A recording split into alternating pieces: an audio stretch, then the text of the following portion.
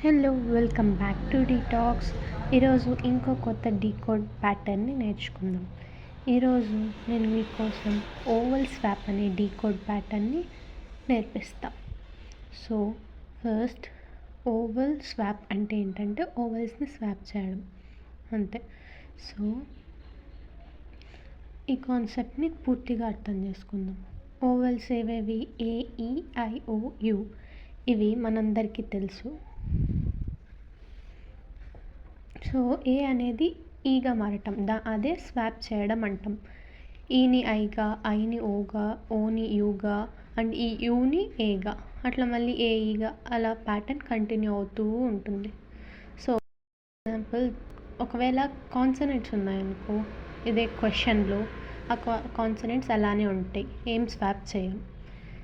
ప్రస్తుతానికి ఒక example HALLI అనే దాన్ని డీకోడ్ చేద్దాం.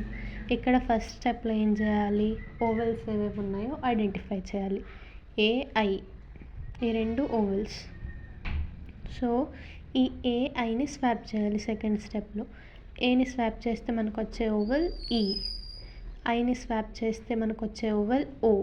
సో HALLI అనేది హెచ్ లాగే ఉంటుంది, ఏ ఈలాగా మారుతుంది, ఐ అనేది ఓ లాగా మారుతుంది, ఎల్ అలానే ఉంటాయి. సో అది హలో అవుతుంది అన్నమాట.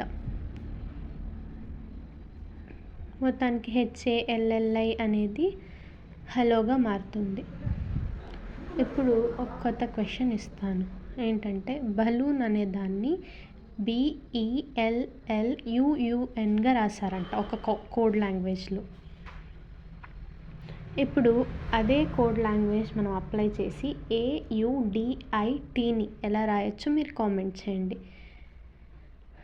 ఇలాంటి మరిన్ని వీడియోస్ కోసం, ఇలాంటి కాన్సెప్ట్ నేర్చుకోవడం కోసం నా ఛానల్ని సబ్స్క్రైబ్ చేయండి.